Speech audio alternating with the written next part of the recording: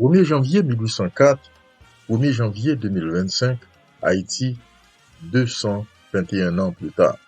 Dieu a créé les nombres pour être utiles aux hommes. L'une de leurs particularités est de nous aider à mieux organiser notre vie. Pour les astrologues, les nombres sont utiles pour calculer avec précision les trajectoires des astres, leur permettant de prédire les temps et les événements. Les mathématiques sont utiles pour nous aider à comprendre les phénomènes qui nous entourent et aussi pour structurer la pensée et en déduire des raisonnements. Ainsi, en situation d'oppression, l'individu déduit que l'oppresseur restera toujours à l'œuvre jusqu'à ce qu'une force égale ou supérieure le fasse reculer ou le renverse. Mais toujours est-il que les nombres ont leur rôle déterminant. Haïti commémore plusieurs fêtes nationales qui ont une signification majeure dans la vie de la nation. En les considérant par ordre d'influence, nous pouvons citer 1er janvier, fête de la déclaration de l'indépendance, 18 novembre, bataille de Vertières, 17 octobre, mort de Dessalines, 18 mai, fête du drapeau et 7 février, fin de la dictature sanglante des Duvaliers qui a duré 29 ans.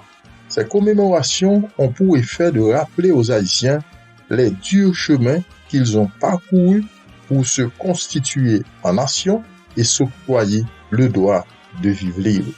La commémoration de la libération du jour de l'esclavage fait renaître dans l'esprit haïtien les horreurs du passé.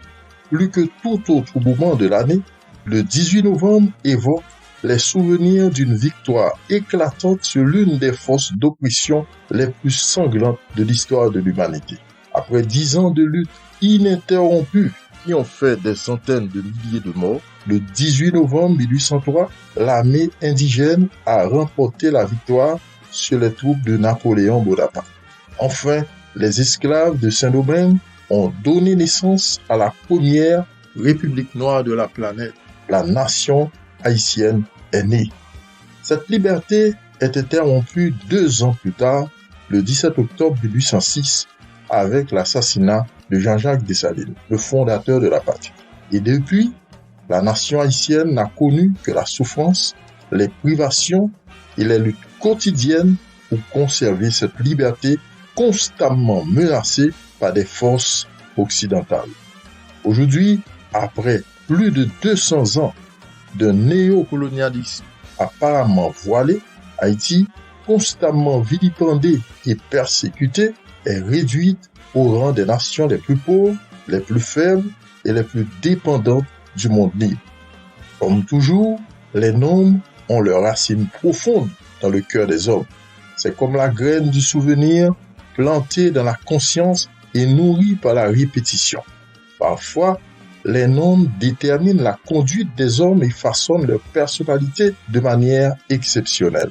Utilisés dans les moments solennels sous des formes liturgiques ou cérémonielles, les nombres ont un pouvoir magique sur la vie des individus.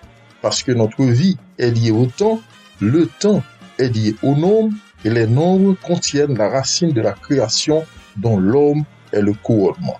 Dans ce cas, quel rôle peut jouer la répétition des nombres précédemment cités dans la libération du peuple haïtien de l'esclavage néocolonial? La liberté fait partie des éléments qui composent la nature humaine. Comment la psychanalyse explique-t-elle l'influence des nombres dans ces circonstances si particulières de la vie en Haïti? Sous une base consciente, ces journées spéciales du 1er janvier, 18 novembre, 17 octobre, 18 mai et 7 février rappellent le sacrifice des ancêtres pour la cause de la liberté. Sous une base inconsciente, les descendants haïtiens ont hérité des informations qui sont transmises par des ascendants traumatisés par les horreurs de la guerre de l'indépendance et toutes ces années de lutte pour conserver cette liberté que leur refusent certains pays défenseurs de l'hégémonie occidentale. En effet, le professeur Marcus Pembrey a présenté un rapport selon lequel le comportement peut être affecté par des événements des générations précédentes qui ont été transmises par l'intermédiaire d'une forme de mémoire génétique. Les expériences ont montré qu'un événement traumatique peut être non seulement transmis, mais aussi influencer le comportement des générations suivantes. C'est ce que Anne Ancelin appelle le syndrome des ancêtres. Ces recherches ont prouvé de manière irréfutable qu'une forme de mémoire peut être transmise entre les générations. Ces informations expliquent le caractère résilient de la personnalité de l'Haïtien.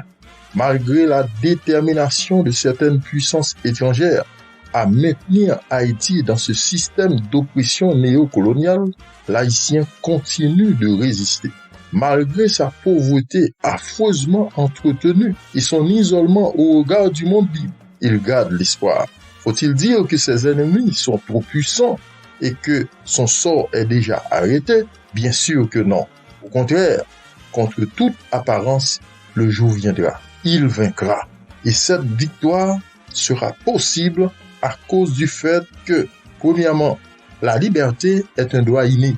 Celui qui en est privé finira par se révolter à cause de cette essence divine qui a été implantée dans l'homme lors de sa création.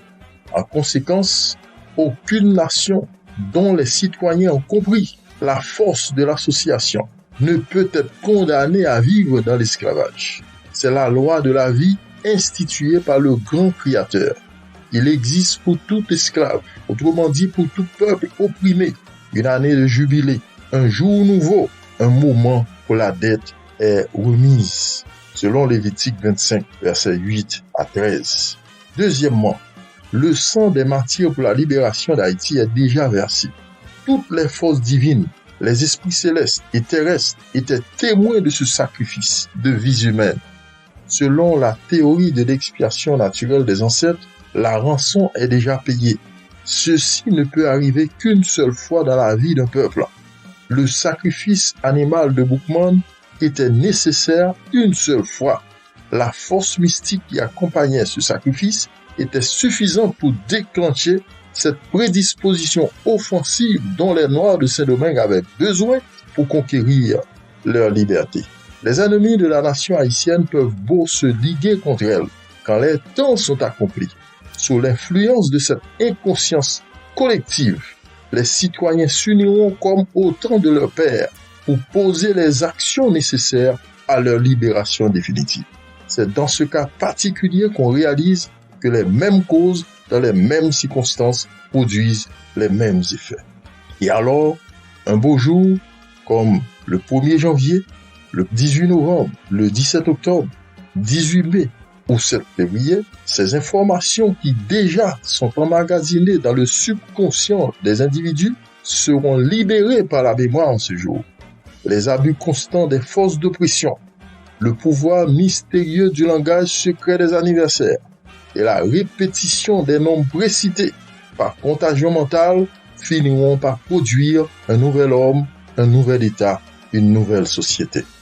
Ce jour-là, le cerveau sera l'ordinateur, le subconscient sera le disque qui emmagasine les informations, la mémoire sera le logiciel qui transmet ces informations, l'individu sera l'opérateur subordonné à cette force qui l'entraîne. Alors, le philosophe dira, la lumière s'est répandue de proche en proche. Le sage prophétisera, le désert sera changé en étang, la terre aride en source d'eau. Le boiteux sautera comme un cerf, et la langue du muet lancera des cris de joie. De l'eau jaillira dans le désert et des ruisseaux dans la plaine aride. Dans le repère qui servait d'abri aux renards, aux chacals et aux serpents venimeux dont la récompense n'est que le fruit périssable de leur méchanceté, il y aura là une route, une cité qu'on appellera pays de l'amour, ville nouvelle ou peuple régénéré.